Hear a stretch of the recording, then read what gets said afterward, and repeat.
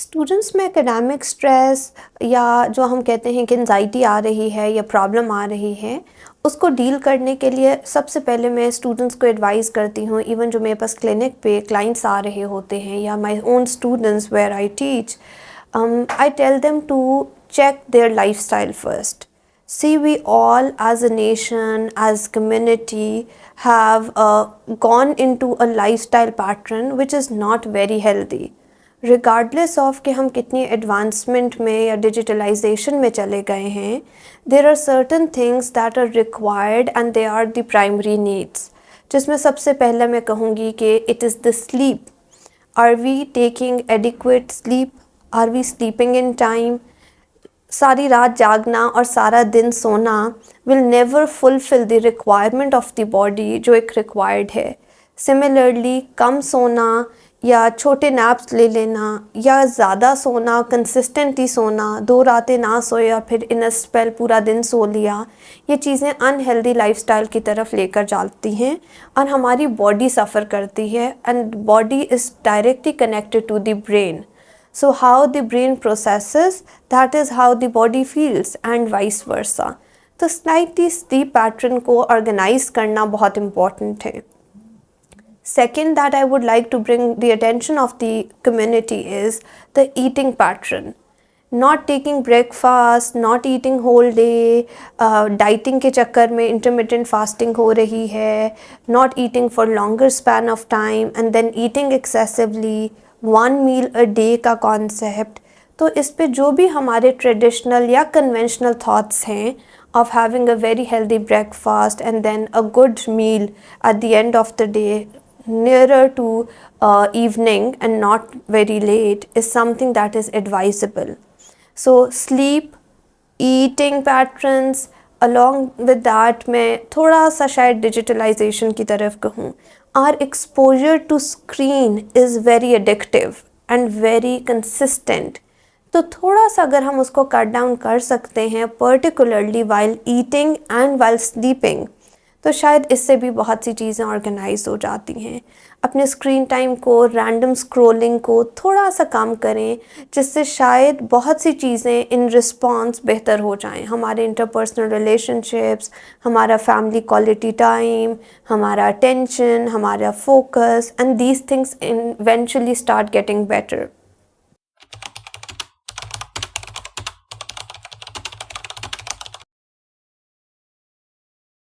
Thing that I do for myself and I think that has really helped me is to schedule your activities beforehand.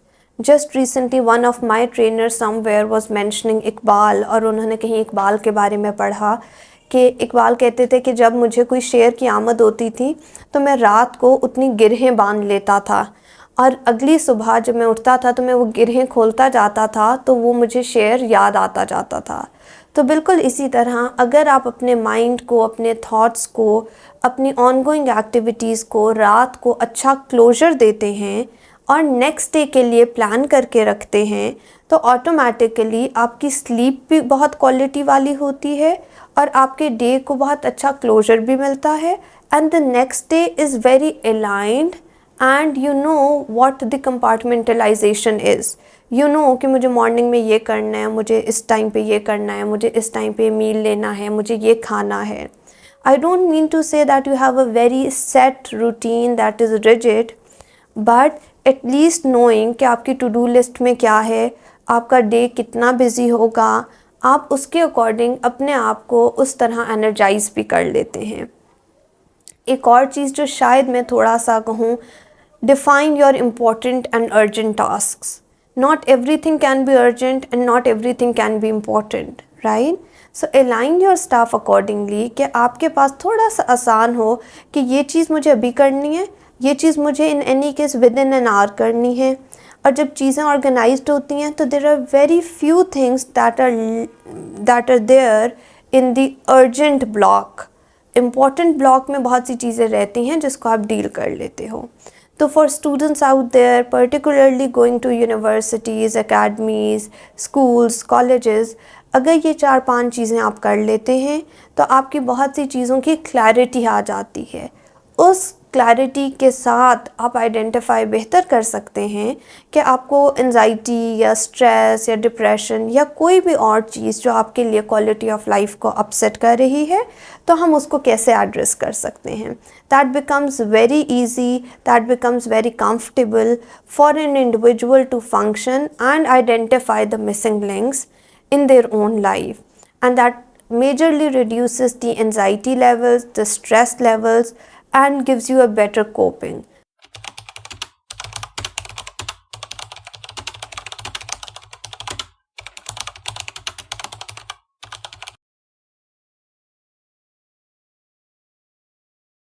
If things still prevail, you are still anxious, you have academic performance, etc., etc., simply seek help, consult, get aware of your emotional baggage, get aware of the thought patterns, get the behavioral activation done,